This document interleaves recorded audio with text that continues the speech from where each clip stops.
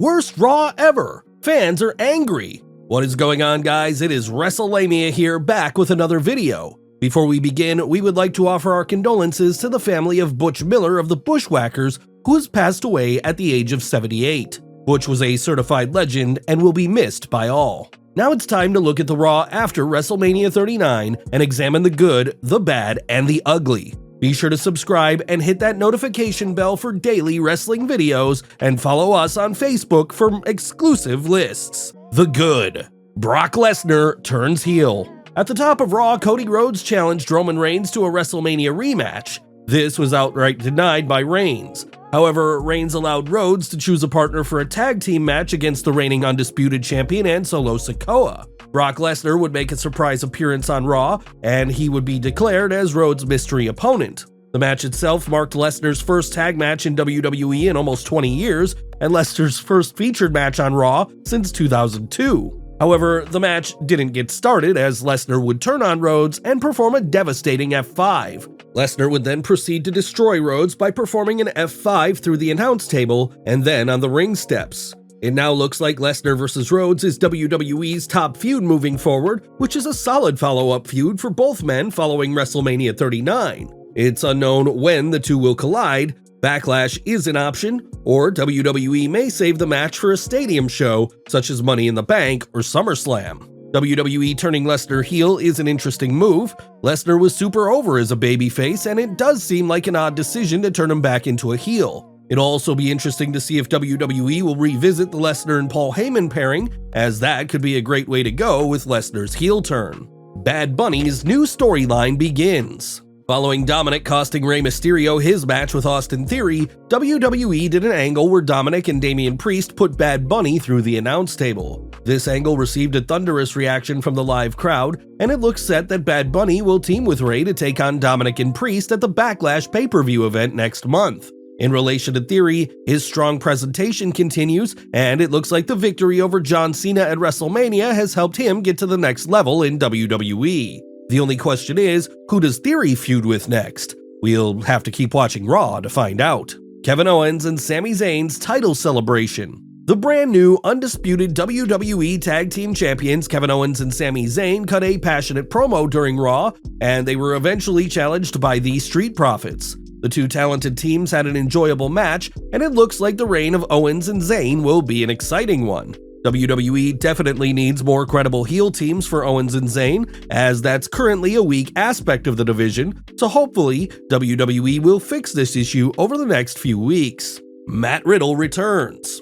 Raw featured a total of one return, and it was the return of Matt Riddle to WWE TV. Riddle isn't everyone's cup of tea, but he is a great talent who will add much needed depth to WWE's mid-card. Riddle was involved in a physical altercation with The Miz, but it remains unclear if Riddle will be undergoing a full-blown feud with the former WWE champion, or if this was simply a storyline for the Raw after WrestleMania show. The bad. Triple H's opening promo. When a Triple H opening promo was announced for Raw, fans expected a major announcement. Could it be a new title? Could it be a match announcement? No, sadly all the game wanted to do was thank fans and thank the locker room. Triple H also informed fans that WWE isn't going anywhere, which was a clear reference to the news of WWE's sale. Whilst this was pleasant and harmless, it was underwhelming, and the majority of fans were expecting something more. Omos versus Elias. Raw's first match saw Omos destroy Elias in a quick squash match.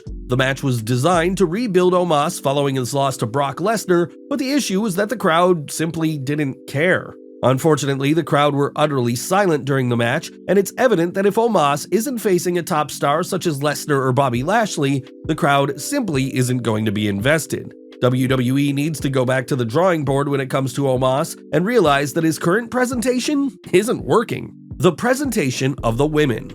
It took WWE 2 full hours to even mention Raw Women's Champion Bianca Belair. Bear in mind that the women's titles in WWE are supposed to be world title equivalents. Belair would have a fun interaction with new SmackDown Women's Champion Rhea Ripley before WWE quickly transitioned into a tag team match between Damage Control versus Raquel Rodriguez and Liv Morgan. The match was passable but felt like an afterthought, and the exhausted crowd didn't care.